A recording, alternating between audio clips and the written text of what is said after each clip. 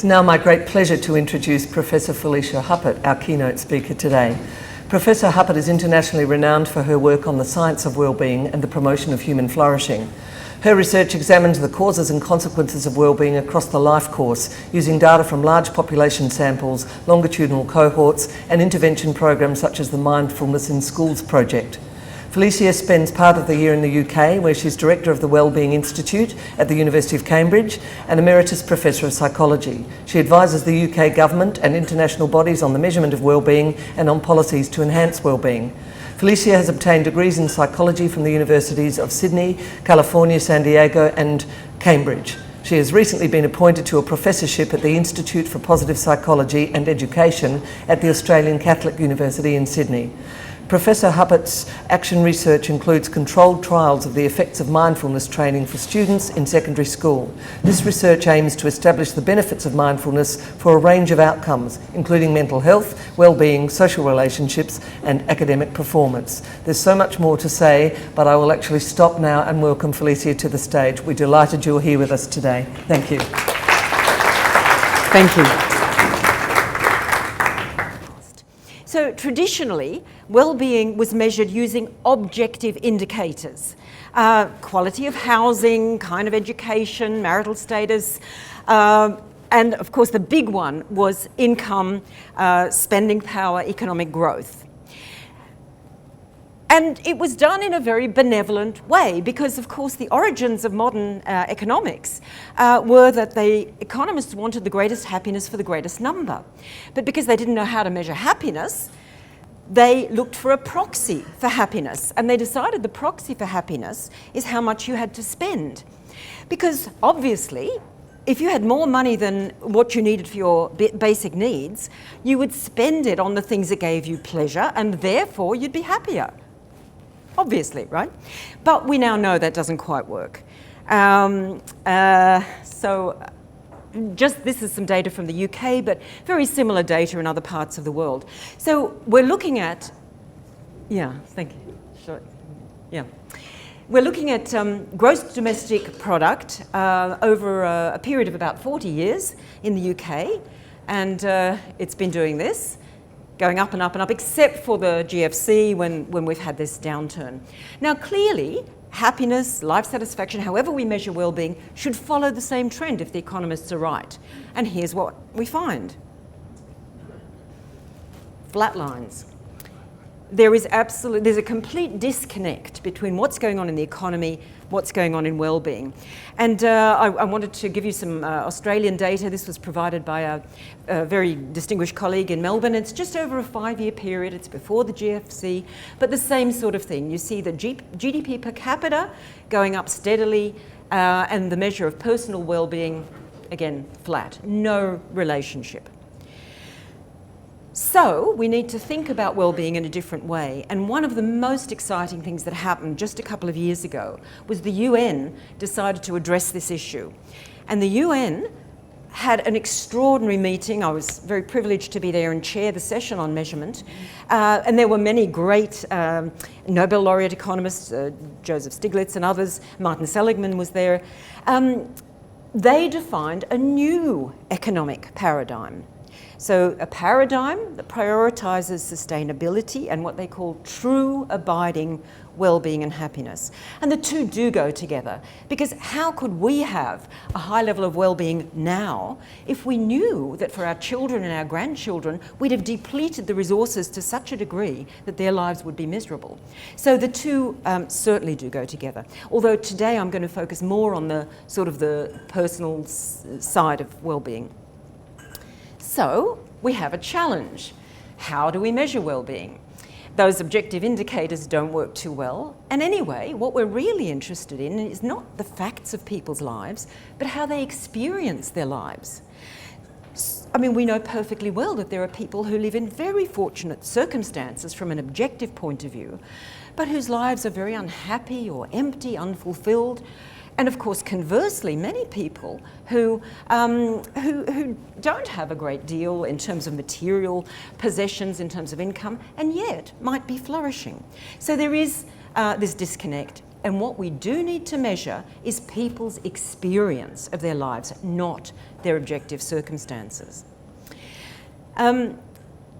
Now there's another reason that we need to do this, and large studies of representative population samples show that only about 10% of the variation between people in their level of well-being is attributed or attributable to these external circumstances, only about 10%. So of course it would be wonderful to improve that 10%, but it's much more important to understand the 90%. Where is that variation coming from? And science, of course, only progresses with good measurement, and it takes time to work out what the good measures are. So in the case of, let's say, the health sciences, there's still debate about what's the best measure of obesity. I know Julia could tell us much more about it, but, you know, is it body mass index? And if so, which cutoff should we use? Is it something else, waist-hip ratio? And there's many possibilities. And the same is true in the science of well-being. There's not yet agreed ways either to define or to measure it. This is a new science, it's dynamic, it's in progress. And that makes it a little difficult sometimes because we think, oh, we just want something off the shelf. We want to know if the state of South Australia has improved or not improved. You know, give us a good measure. But the answer is we don't have that yet, off-the-shelf measure. But we are working together as partners to work out what this good measure should be. And some of the wonderful work that's going on later that you'll hear about is contributing to that. What we need is first-rate psychometrics as well to understand what it is that we need to be measuring. Okay, so let's just have a little look. This is a wonderful, wonderful quote. Gus O'Donnell was the head of the UK Treasury for many years. And while he was head of Treasury, he organised a meeting in Treasury about well-being because he firmly believed, and David Cameron has actually said this, GDP is just a means to an end, and the end is well-being. And Gus so beautifully said this, if you treasure it, measure it. Wish I'd thought of that. So we treasure well-being, we need to measure it. How is it measured? Well, very often it's just been a question about happiness. On a scale from 0 to 10, in general, how happy do you feel? Well, that's fine. I mean, we all like to be happy, but of course happiness is a very transient thing. It's an emotion. In fact, it's designed to be transient. I think our emotions evolved to give us information about what's going on right now so that we know how to react and how to respond. So you wouldn't want to prioritize something as transient as an emotion, although, you know, it's nice to be happy. So another approach has been to measure life satisfaction, a global evaluation. And the question is something like this: all things considered, how happy are you with your life as a whole nowadays? Again, on a scale from 0 to 10, where 0 is completely dissatisfied and 10 is completely satisfied. Maybe you'll have a go right now. On a scale from 0 to 10, how satisfied are you with your life as a whole nowadays? Okay. Anyone 7 or more? Oh, okay. Nearly everyone, yeah. And that is one of the problems. It's a scale that, you know, it doesn't work too well actually because everyone gives an answer of 7 or more apart from people who are genuinely struggling. But there's other reasons why life satisfaction isn't really a good enough measure. One thing is how honestly, in the space of a few seconds, can you evaluate your life as a whole in any meaningful way and come up with a single number? You might have done it one way, you might have done it a different way. What does it mean? Secondly, life satisfaction, if it changes, if it goes up, if it goes down, we don't know what's causing that because it could go up because your experience of life is genuinely better, or it could go up because your expectations have been lowered. Okay, so it's a complete sort of mishmash of expectations and actual experience. So it's not a measure that we should depend on. But because it's been around a long time, it's okay still to use it. Okay, so let's look at what we do need to do. Well-being is a combination of feeling good and functioning effectively. Sorry. So we need to be looking at both these things. We need to be looking at feeling good, and we need to be looking at how well people function. And of course it isn't about feeling good all the time. Our well-being would actually be impaired if we felt good all the time because there are circumstances in our lives, periods in our lives where it's entirely appropriate not to feel good, to feel sad, to feel disappointed, to be in grief, even sometimes to be angry. And the key to well-being is not pushing away those negative emotions or not experiencing them, but how we manage them. And I'm going to say a bit more about that later on. So we need to be measuring both these things. And in the UK, they've had an attempt to do that. The UK really has made a genuine effort to take an interest in well-being, to measure it at a national level and to try and improve it. So they came up with these 4 questions. The general question about life satisfaction, I think that's fine because it's been around so long, you still need to use it if you want to compare with historical data. Then 2 questions about feelings, and this is based on the work of Daniel Kahneman, who's a Nobel laureate psychologist, although he got it in economics.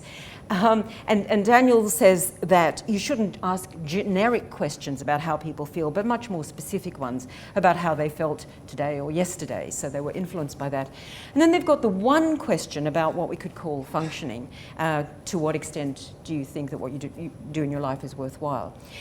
And it's great. I mean, they've got some very interesting results, but of course, is that good enough? But, you know, it's a wonderful start.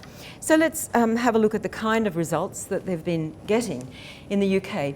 So this is done every 6 months on a sample of about 160,000 people around the UK.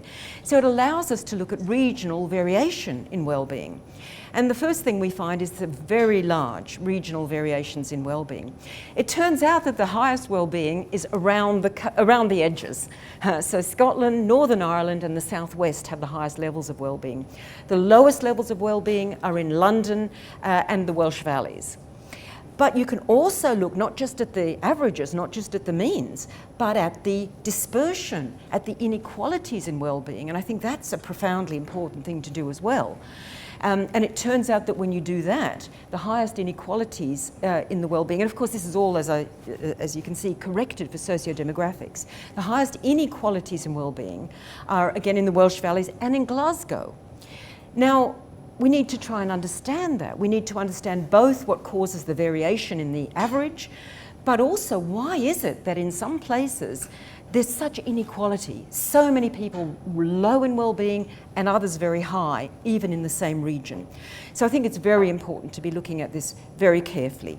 And these inequalities of well-being, just to reiterate, are not linked to inequalities in income or anything else that we've been able to measure.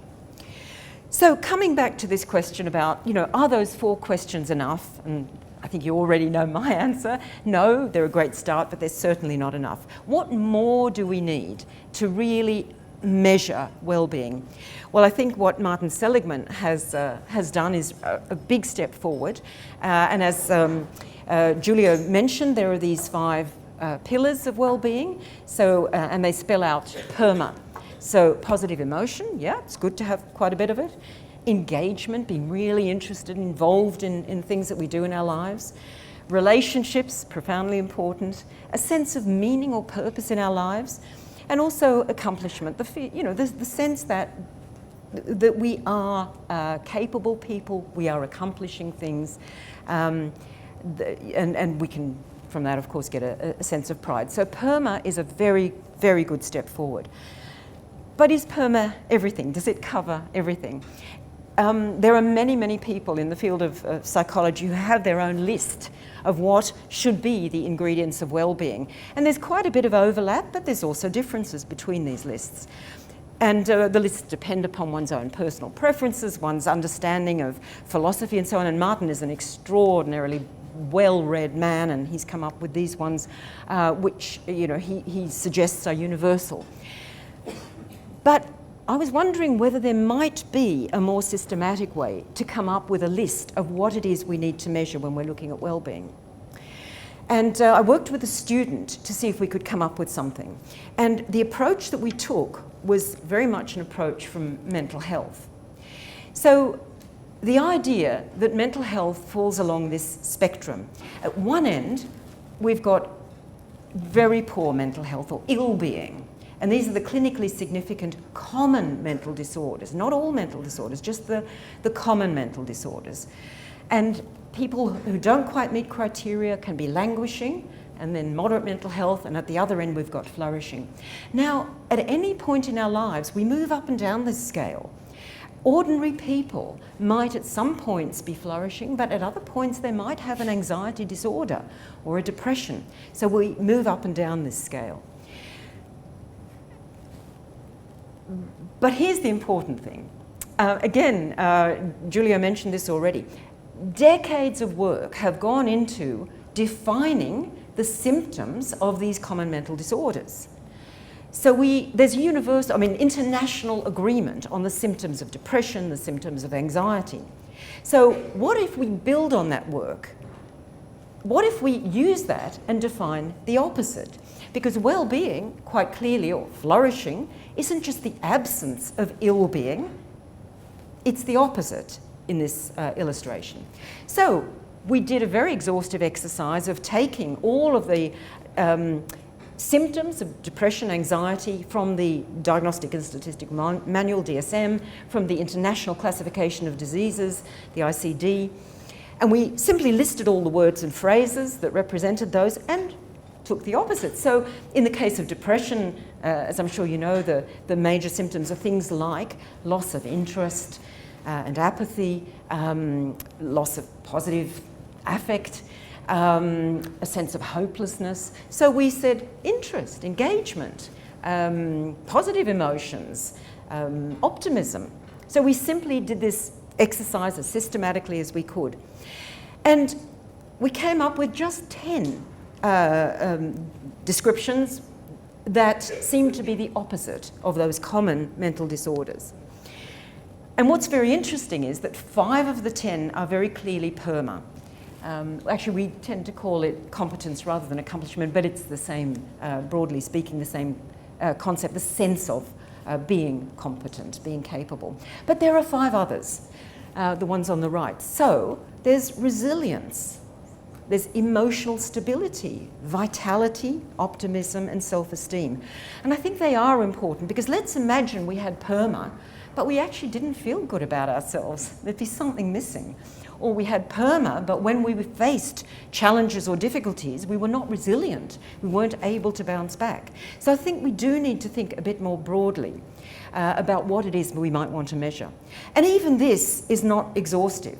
A lot of the theories about the elements of well-being talk about autonomy, the sense that we need to have some control over our lives, the sense that we have control over our lives. We tried to find autonomy in this systematic way, but because the lack of autonomy was not mentioned as a symptom of these disorders, we couldn't put it in. But I think autonomy is something that we should probably look at and measure. Sense of empowerment, sense of control over our lives. I think another one might be to do with determination or persistence. Angela Duckworth calls it grit. That's another one. So especially at this early stage in our science of well-being and in our measurement of well-being, I think it's absolutely crucial to be broad, to have at least these 10, possibly 12, perhaps some others.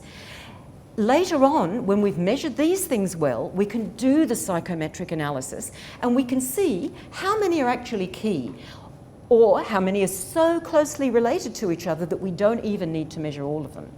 But until we've measured these, we will never know the answer to that. So I think definitely we do need to go broad. Now, the next thing we thought is, okay, so these are the 10 features. We'd like to come up with a measurement of flourishing. So just like we can look at the prevalence of depression, anxiety at one end, what is the prevalence of flourishing? So we wanted to put these together in a way that would give us a measure of flourishing. And again, we followed what had happened in psychiatry. And in the case of psychiatry, you don't have to have every single symptom of depression or anxiety. There are some core ones and others. So we felt that a core one here was positive affect because it's the only hedonic measure in this list. So we said there needs to be a reasonable amount of positive affect. And then we did some factor analysis, and there were 2 factors. And it turned out, without getting too technical, that we also need the majority of the other 2. It turns out that we also need the majority of PERMA and the majority of the 5 that are the non-PERMA items. So we came up with that definition, an operational definition, and we thought carefully about where the cut points should go and so on. And that was our definition of flourishing.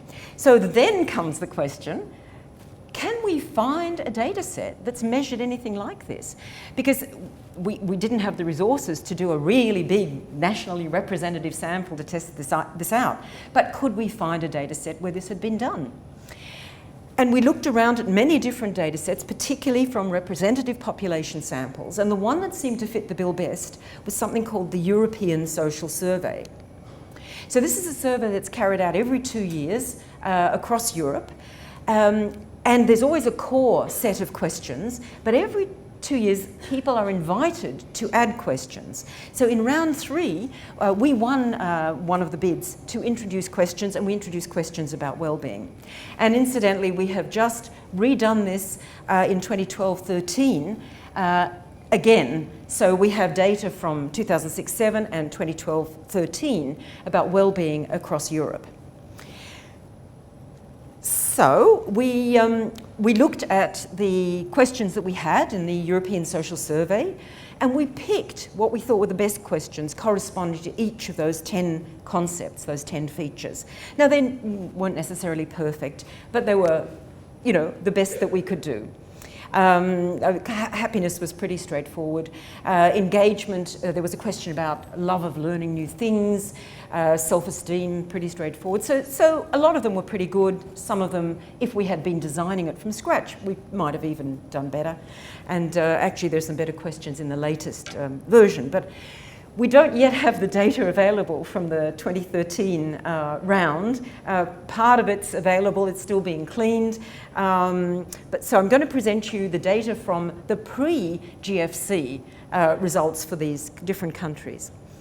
So although there were 23 countries that took part in the study, one country, Hungary, forgot to ask questions about vitality, so we had to exclude them. Okay, so this is the data on 22 countries. The percentage of people who met our criterion of flourishing. And you can see that in Denmark, it was extraordinarily high. Over 40% of Danes met this criterion. And generally speaking, the Nordic countries did well, and they always do. Even if you measure happiness, life satisfaction, whatever it is, the Nordic countries tend to come out very well. Eastern European countries always do badly. Life has been very tough since the fall of communism, and that is still reflected in their levels of well-being, as indeed in their levels of mental illness, alcoholism, and so forth. We were very surprised that the bottom country was a Western European country, or Southern European country, Portugal, but it actually turns out that it does make sense. For instance, Portugal has the lowest level of education of all OECD countries. And I don't know what it is today, but when we were measuring it here back in 2006-07, the average age of leaving school was 13 in Portugal. They had very low rates of employment even back then, and huge inequalities, huge income inequalities in Portugal. Their Gini index was very large, so the difference between richest and poorest was extremely high. And besides, they listen to Fado all the time. So, okay, France is always a puzzle for the people who do these kinds of surveys, because you'd expect France to do really well. They have very short working hours, they have lots of public holidays, their commitment to leisure is famous. Of course, their wine and food is out of this world. Why do the French not do better on such measures? And I'm going to address that again in a moment, but they don't. They're always, you know, they're in the bottom half.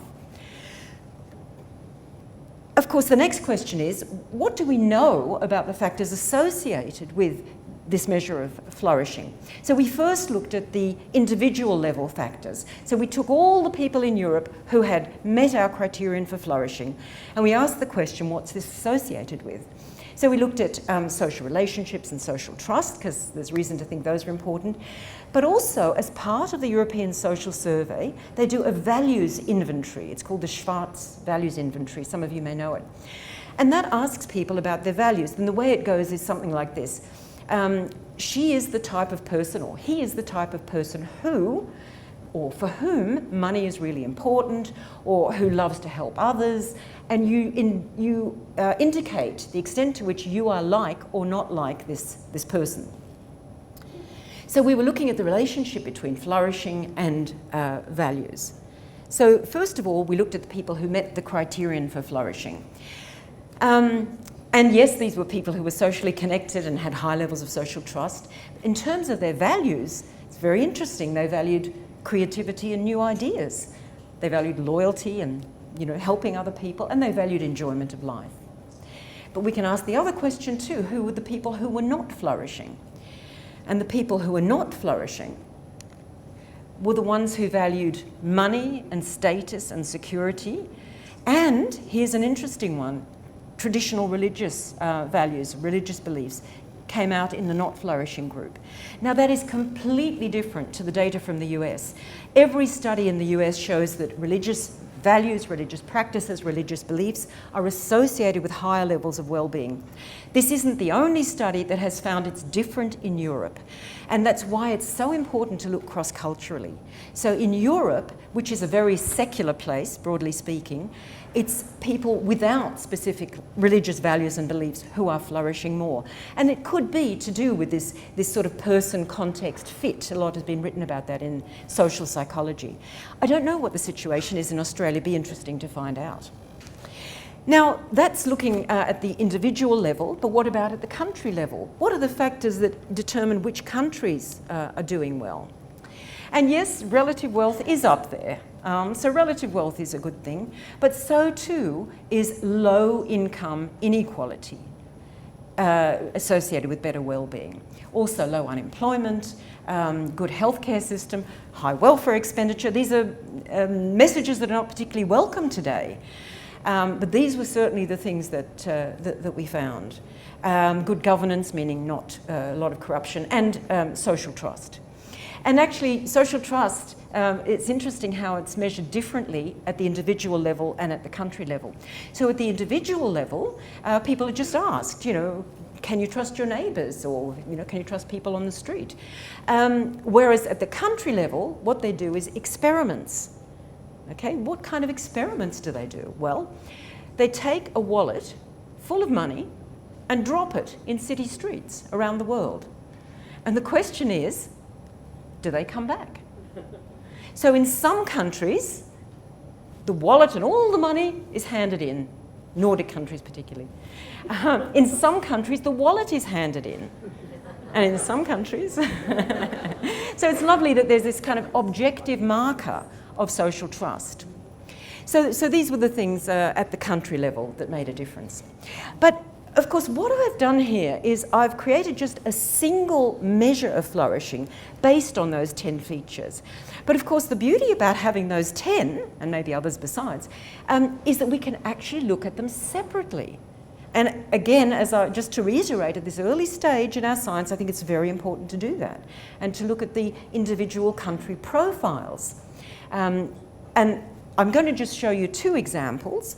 The first is France, and at the top you'll see the, again, a global measure, the life satisfaction measure, which is quite low, only 6.4, and here is their profile across those 10 features.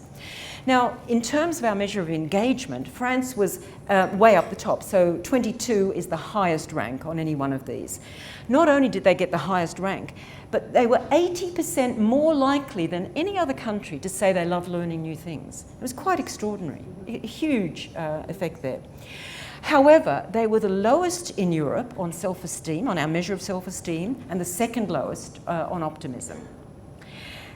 And it could be that those things are what's bringing down their well-being. Now, I'm sure you're asking yourself the question, and rightly so, well, couldn't these just be cultural differences? Maybe it's just not okay in France to say you feel good about yourself. Maybe it's not cool to say you're optimistic. It might be kind of, there may be more cachet in saying, oh, I think things are going to be pretty bleak, or, being a bit of a skeptic. That may well be true, and of course there are cultural differences, but what if those very cultural differences do the people a disservice? I mean, culture is not fixed in stone. Cultures can change. And if it turns out that such cultural attitudes are doing the citizens a disservice, maybe they do need to change. Now, I want to contrast France with Spain. So Spain had the highest level of self-esteem in our European sample, but they also had the lowest levels of their sense of competence and vitality. And again, this is really very important, because if you were developing a policy to improve well-being in France and Spain, it would be a different policy. Okay, in France you wouldn't worry about engagement, in Spain you would, and so forth. So these profiles really do make a difference in terms of what we decide about policy to enhance well-being. Okay, I want to talk now about a study that was done a few years ago in the UK. The UK Government Office for Science did this thing called the Foresight Project on Mental Capital and Wellbeing. Why did they do it? Well, they recognised that the UK's biggest resource was its people. And if they wanted the UK to flourish, people had to flourish. So there was this wonderful 2-year project. It involved 400 international experts contributing. They wrote 89 state of the science reviews. I was involved in a sort of overarching review on the determinants of well-being and ways to improve it.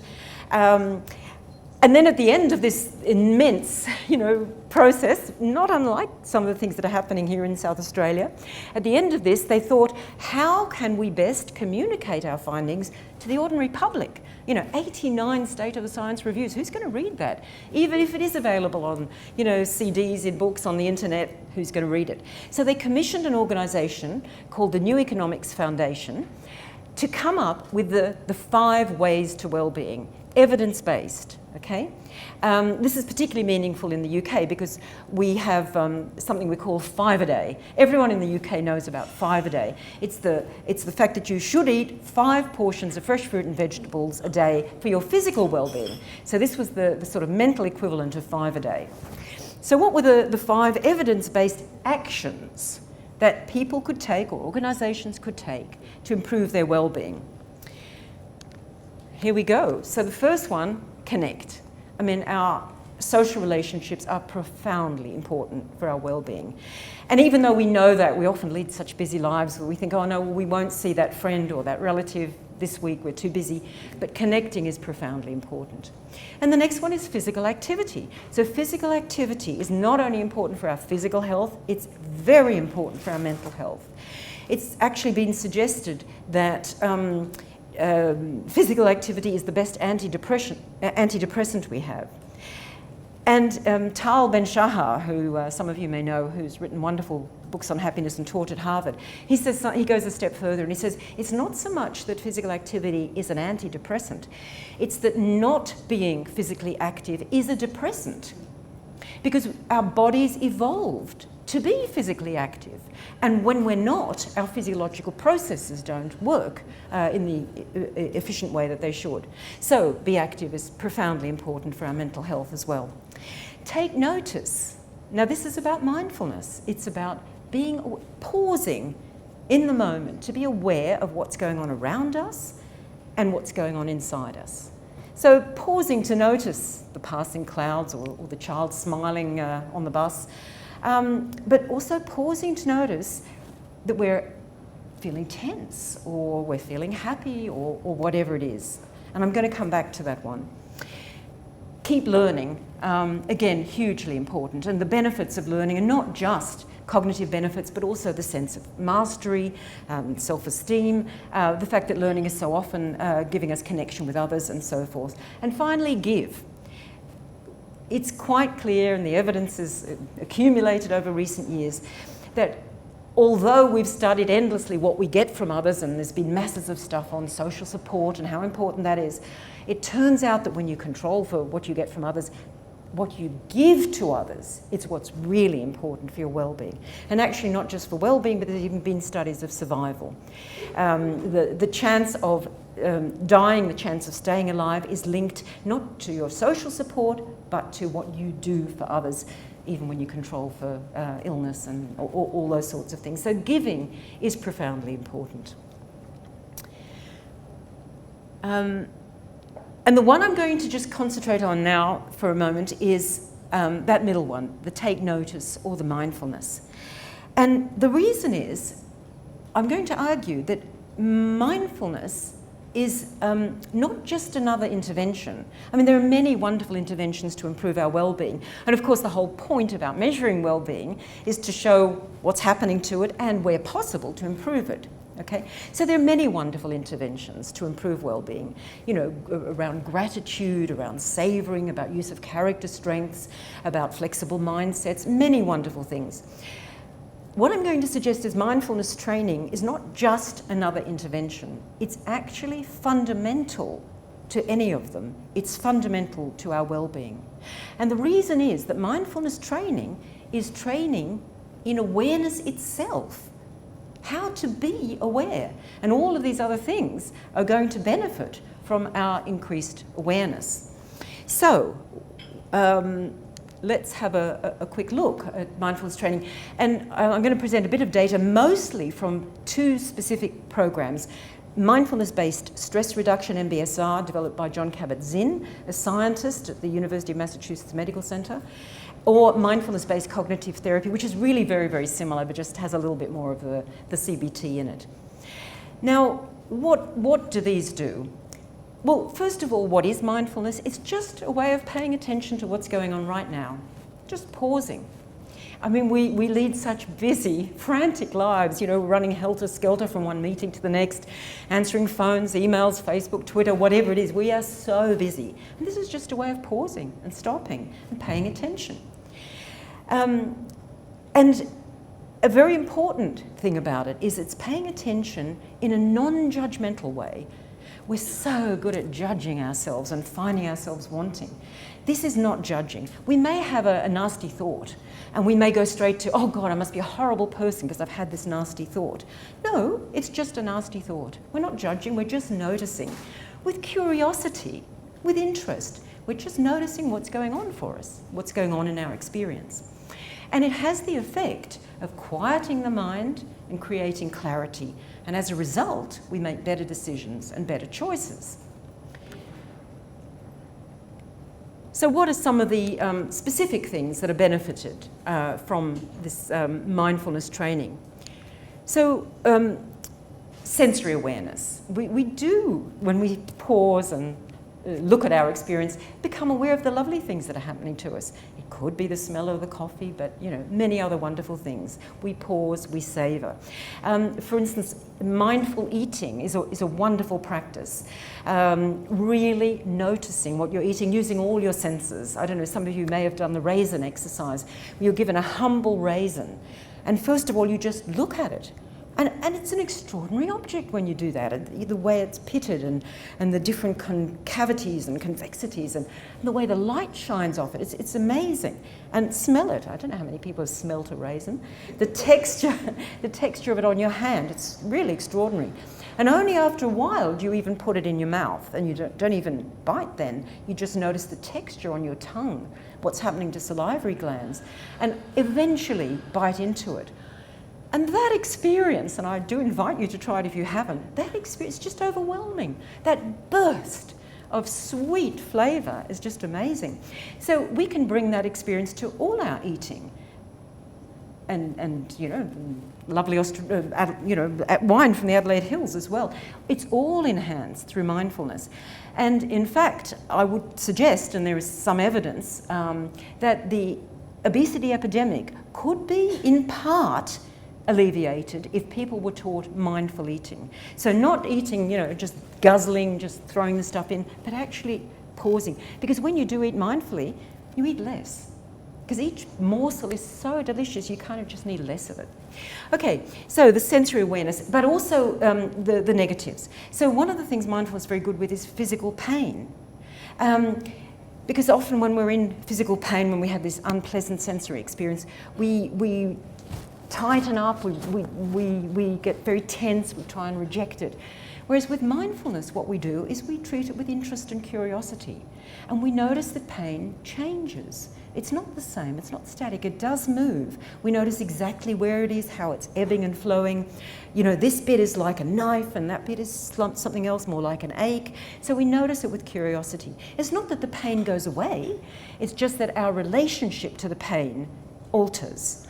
we can be more curious about it, and also we can recognize that maybe our thought has gone to, oh, I'm always going to have this pain, I will never be without pain, I am a person in pain. That's just a thought, okay? And we just notice that thought. Okay, so then the next thing is attention itself. Mindfulness training, often focusing on the breath, just noticing the breath coming and going, is a wonderful way to focus our attention, because our minds wander. That's just what minds do.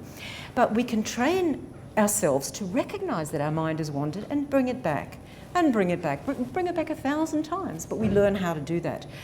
And we learn both how to focus our attention with techniques like that, but also, where appropriate, to broaden our attention. And there's some wonderful trainings within MBSR, MBCT, of open awareness. So something like a listening meditation, where you just sit, perhaps with eyes closed, and just notice all the sounds going on around you. And it's a most wonderful thing to do.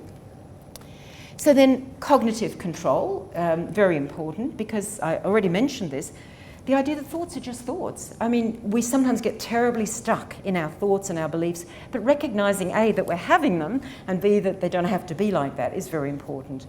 You know, that thought about, I'm not good enough, I can't, I won't, I'm going to fail. Recognizing it's just a thought, but also knowing that the more often we have that thought, the stronger will be the brain pathways that underline it, or, that are activated when we have that thought. And if we change that thought, if we say something like, well, maybe it'll be okay, I'll have a go, you know, maybe I won't do so well, but that's okay, then not only do those brain pathways start to get stronger, but the next time we meet a difficulty or a challenge, they are more likely to come to the fore. So the cognitive control is very important. Emotion regulation, hugely important. Recognizing the emotions that we're having is the first step towards controlling them, towards managing them. So instead of just being angry and lashing out, noticing, oh, okay, I'm feeling angry right now. And that gives us a choice about how to respond. And finally, the thing I've already mentioned, acceptance or non-judgment. So being kind to ourselves, and there's some evidence, I don't know if I have time to talk about it, but that also leads to being kinder to others. We find it very hard in the West very often to be kind to ourselves, but it is profoundly important. And I was just mentioning earlier to Rhonda that there's some very beautiful work being done on depression, recurrent depression. Mindfulness training now, by the way, is in the NHS guidelines in the UK as a first-line treatment for recurrent depression. So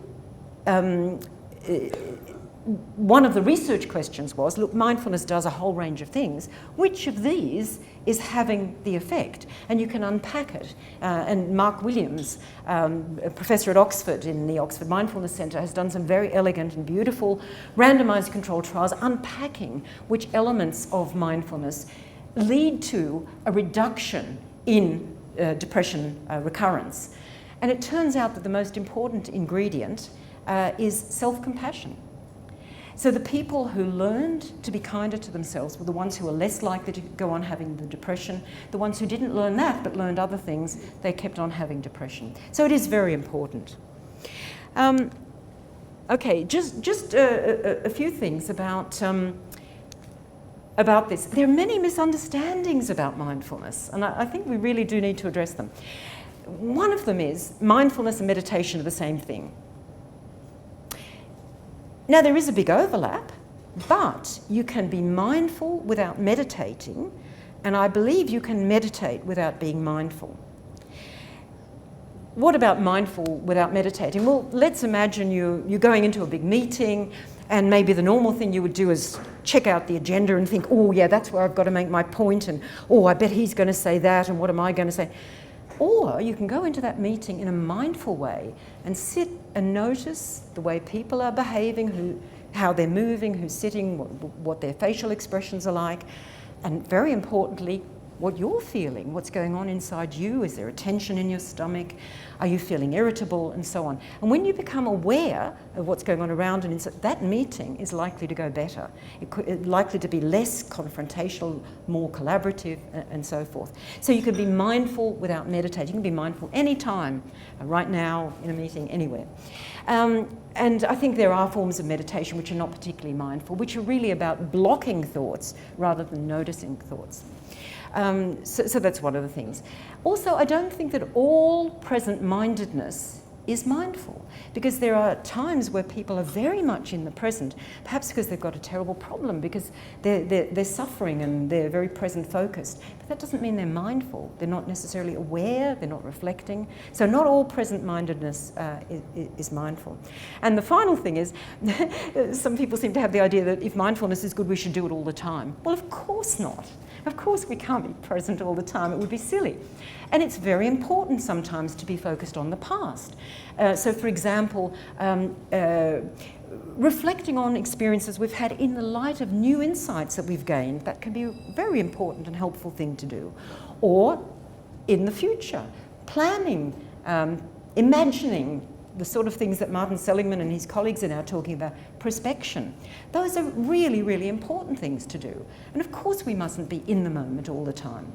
But even prospection, which Seligman acknowledges, is in the present. I mean, there's a very real sense in which the future never arrives.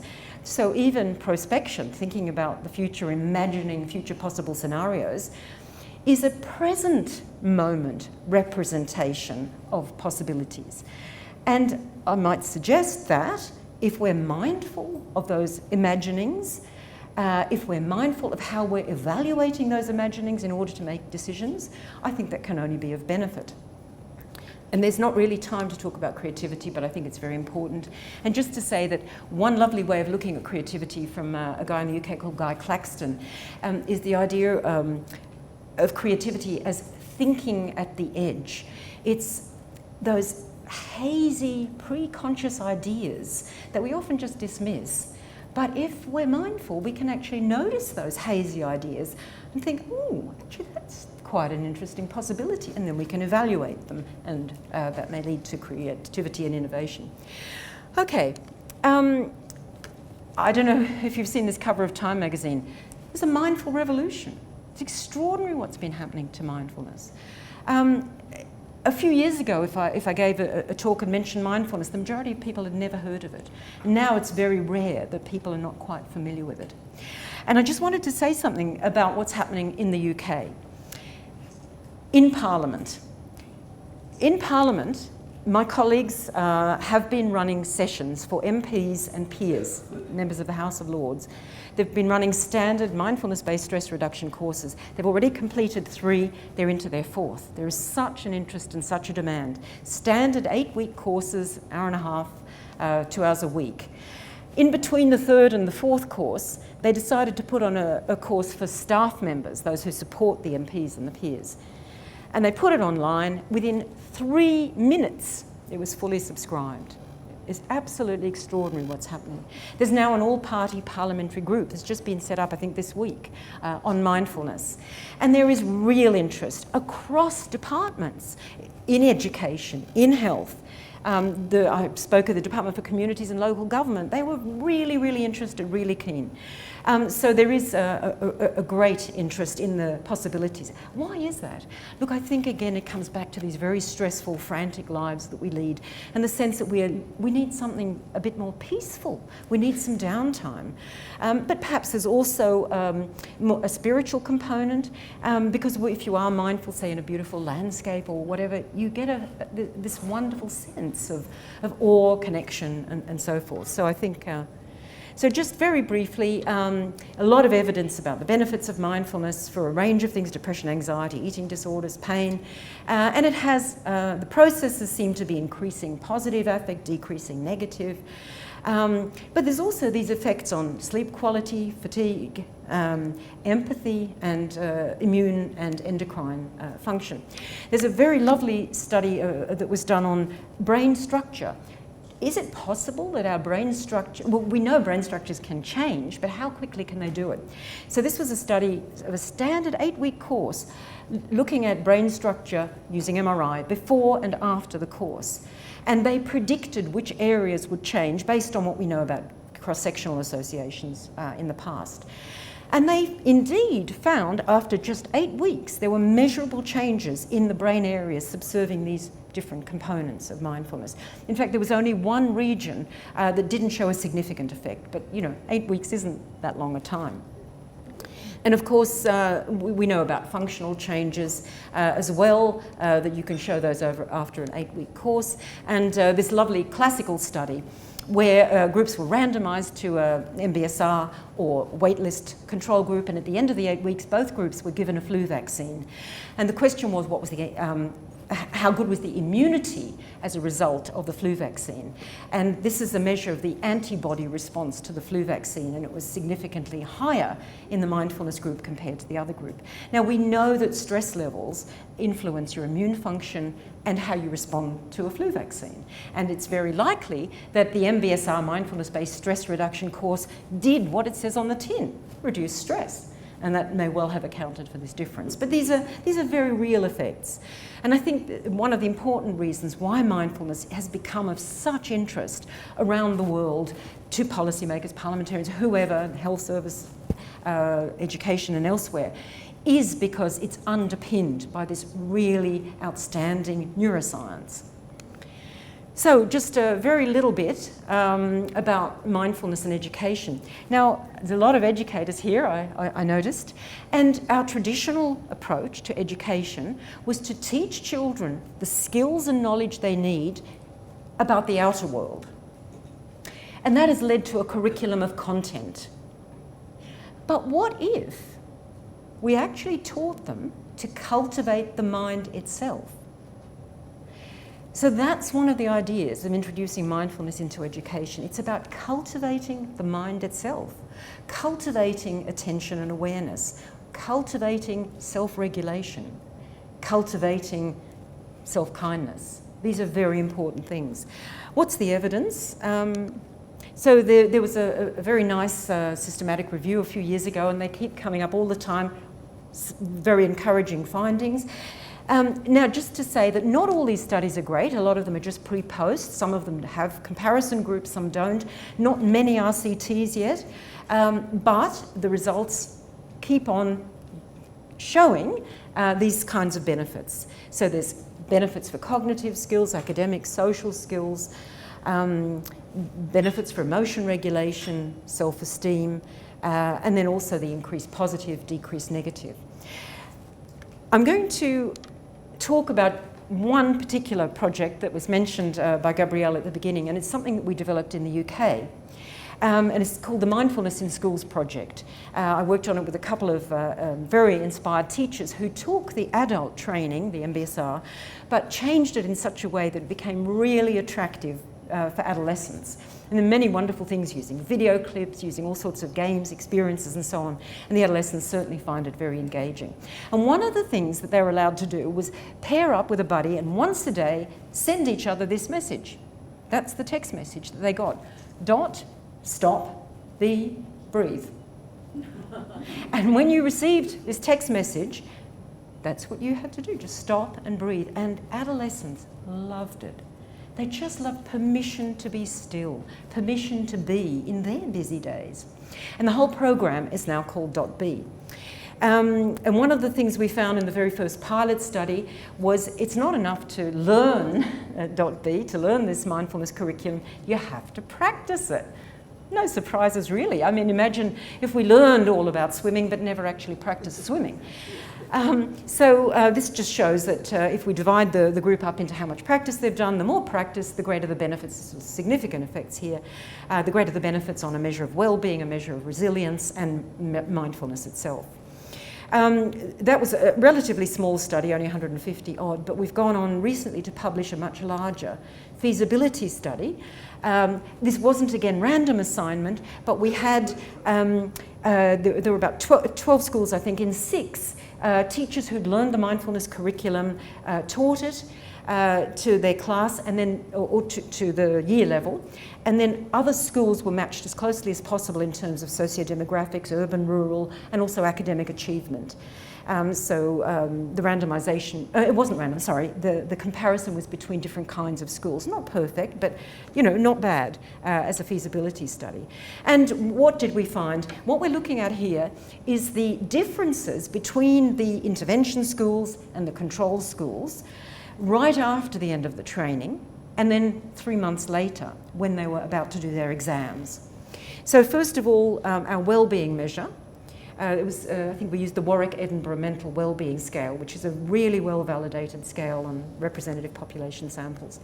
So wellbeing increased after this experience compared to the controls. Didn't quite reach statistical significance, but there was quite a large increase. Symptoms of depression significantly decreased. And that's very important as well. What happened at the 3-month point? No further training. Well-being went up even higher and was now significant, and depression remained significant.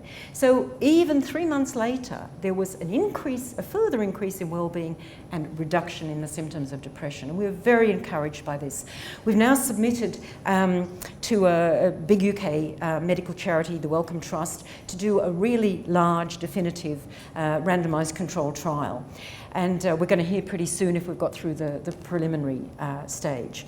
And I'm very excited to say that we're also, my new institute of positive psychology and education and I are planning to do a similar thing in Australia. And we're currently looking for partners who might be interested in taking part in such a study.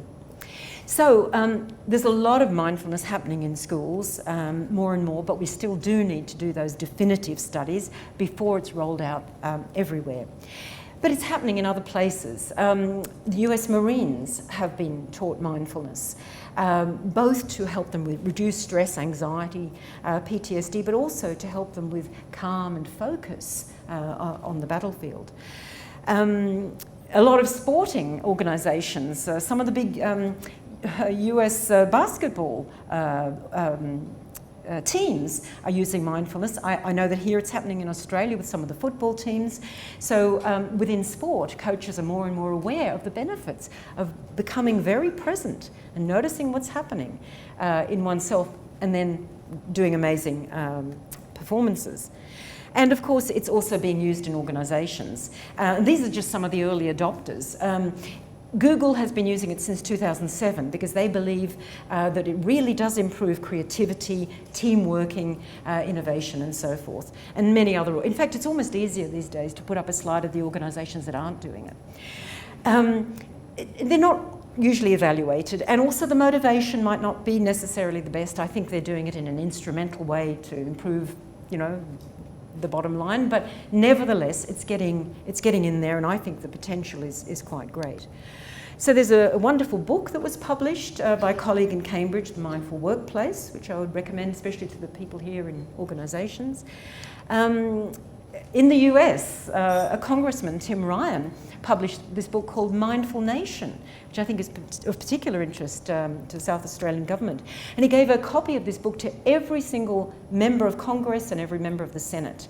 Now, you may think, did it make a difference? Don't know. And of course, giving a book is one thing, doing a course is another, but practice is everything. Actually having the experience and doing the practice, that's what really matters. And I think that's why what's going on in the UK Parliament is so interesting, that it's the parliamentarians asking for it, that I think is such a hopeful thing. Just to mention about a book that came out just last week, Interventions and Policies to Enhance Wellbeing. I'm a co-editor, and it's part of a series. The whole series came out last week. It's called Wellbeing, a Complete Reference Guide, and it's got terrific volumes on economics and wellbeing, on the environment and wellbeing, aging and wellbeing, and so forth. So I recommend that to you. And finally, implications for policy. Well, first of all, coming back to the issue about measurement, I think it's very important. So we need to measure what matters. And as Julia said, if we don't measure the right thing, we won't do the right thing. So it is profoundly important. But we need to recognise that well-being is multidimensional, and at this new stage in our science, we need to measure all those dimensions. Later on, maybe we'll collapse them into fewer, but we do need to measure them. And then there's the important thing about the group differences, whether they're national, regional, or whatever. Those tell us both about what's perhaps determining, influencing well-being, but also appropriate policies for those regions or nations. And what I've been arguing is that mindfulness is foundational to well-being. So it really is something that we do need to teach. And what I'd like to see happening is, coming back to this idea of the mental health spectrum, we put in an enormous amount of resource into helping people at the bottom end. Quite right, we should. Those people are suffering, and it's absolutely right that we should be helping them. But the thing is that because these common mental disorders are a condition that can happen to any one of us, even if we shift those people to the right, there'll be more people where they come from, who come from the general population, and we'll never make a difference to reducing the prevalence of the common mental disorders. Now this is, I'm referring now to the work of a brilliant epidemiologist called Jeffrey Rose, and one of the things he showed is that the prevalence of any common condition, whether it's heart disease, alcohol abuse, gambling, whatever it is related to the population mean of the underlying risk factors, or in this case the underlying resources. So if you imagine that the mean of this curve was shifted to the left, you'd get many more people with the depression and anxiety. And this could happen, for instance, with terrible bushfires in a community, or a tsunami or a war. The whole curve could be shifted to the left, and you'd get many more people with those mental health problems. But what happens if we are able to shift the curve the other way? And the extraordinary thing is that even, and the epidemiological evidence is very clear, even a tiny shift in the mean, in the average of this curve, can lead to a profound shift in the reduction of the common disorder. So you can see how the common disorder could be greatly reduced by a very small shift in the average, and there'd be also a very large increase in flourishing. So I think it's very helpful to take this sort of population perspective, look at the whole population, the way we can improve things for the whole population. And just to conclude, my goal for policy is to ensure that as many people as possible are flourishing, and actually for as much of the time as possible. And that includes developing their full creative potential, being mindful of themselves and others, and contributing to a thriving community. Thank you.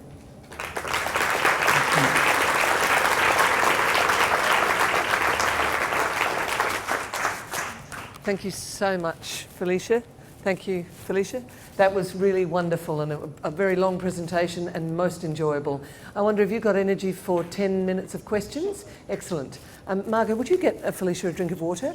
Oh, it's okay. Oh, you're right? Okay. Yep. Can I see if there's any questions? Yes. Could you introduce yourself when you ask a question? Sure. Hi, I'm Carla. My question is whether you talked about the reduced stress in adults and then the dot B with adolescents.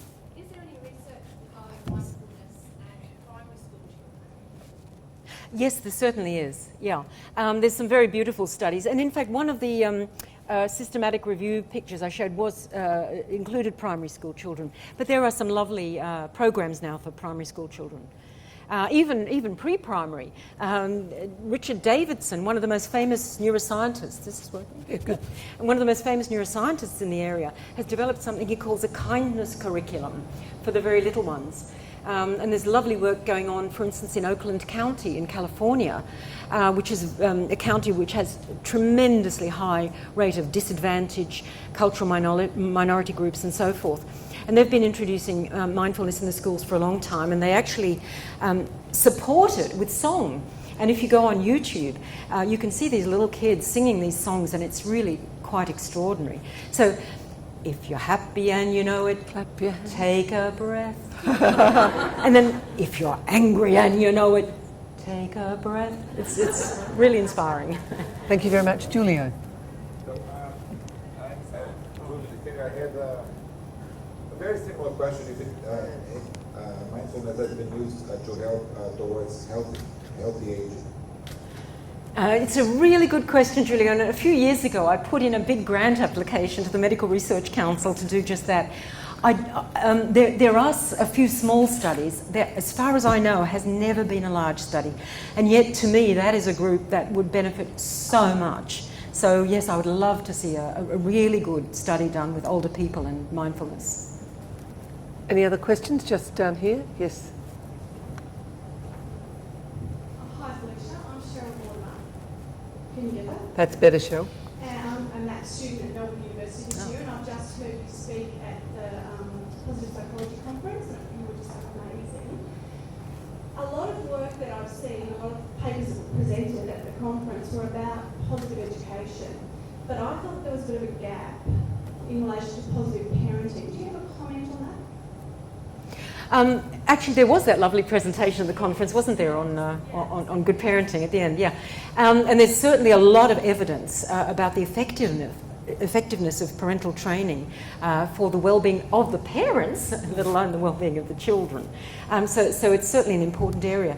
And if you wanted to link the two, there is now some very lovely work being done on mindful parenting. Thank you. Any more questions?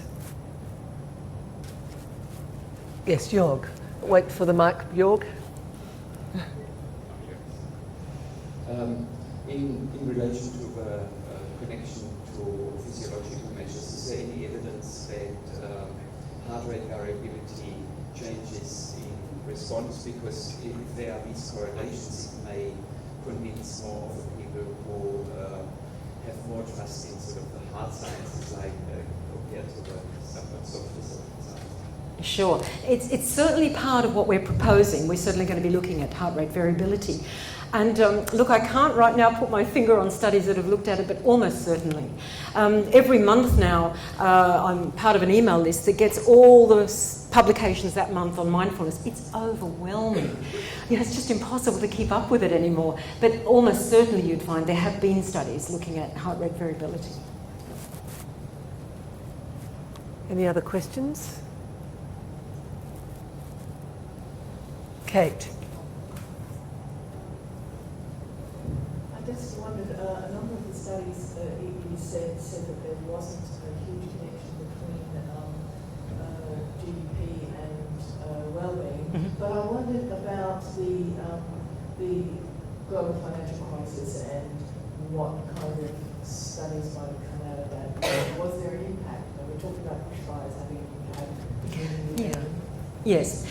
There have been a number of studies which have specifically looked at the effects of the GFC on well-being, and they tended to show small changes. But of course, one of the problems is they haven't used very good measures. They've used things like life satisfaction, and you know, if you get a difference of 0.2 on a life satisfaction measure, does that really mean much? So yeah, there has been some evidence that on the whole it decreased well-being. Look, one of the most elegant studies on this has been done in Iceland, and you may remember that in Iceland at the end of 2007 the banks collapsed, the whole society just collapsed. But Iceland, being the sort of wonderful Nordic country that it is, had been measuring well-being for some years before and continued to measure it afterwards. And they certainly did, and they used multidimensional measures, and they certainly did find effects. And interestingly enough, the effects were greater for women than for men. And what's happened is a paper that's just about to be submitted that I've had some involvement with is looking at the effect on children. So they were also measuring well-being in more than 80% of Icelandic children and over this period. And they found, anyone guess? What did they find as a result of the global the crisis, the collapse of the banks? They found that well-being went up in children. And when they looked at it, because there are a lot of questions about it, it turned out that the children were spending more time with their parents. Those children who weren't spending more time with their parents didn't show the increase. But you see, it's so interesting, isn't it? So, you know, for the adults, it was a bit of a disaster. For the children, not necessarily so. Felicia, I have a question. You might have heard speaking last night about the fact that across Australia, major car manufacturers are leaving. So we have a number of years in which to prepare big population groups here in the northern suburbs of Adelaide and in Altona and in Victoria. You know, if you were given carte blanche to think about what one could do to improve resilience and well-being in a population with a crisis approaching, and you were given total free rein and lots of money, what would you do? Oh yeah, just a really easy question. I mean, don't put me on the spot. You know, back of the envelope. Back of the envelope. Yeah. No, look, as I was sort of indicating, I think there are many wonderful programs or interventions, all of which can make a difference. So, you know, things around character strength is a very big one, recognising that they have all sorts of strengths. And yes, they may have had this terrible experience of becoming unemployed and the impact of that on the family, but actually they've got other characteristics that they can build on. Gratitude for the things that they do have, and so forth. So I think all the things that we talk about generally within positive psychology are going to be very useful. And then just to reiterate that I think underlying all of that, if we can also do mindfulness training. And there was, in fact, one study done by Anthony Grant, who heads the coaching psychology course at Sydney University. He actually did a randomised trial as to whether the class got mindfulness training before the coaching psychology or afterwards. And it turned out that the greatest benefit on the coaching skills was having mindfulness training before. Fantastic. Thank you very much. I think we might go to morning tea, everybody. This has been a wonderful session, Felicia. Really detailed. We appreciate your energy and brains and research leadership, and we're thrilled to have you here. Can I have a round of applause for Felicia? Thank you so much.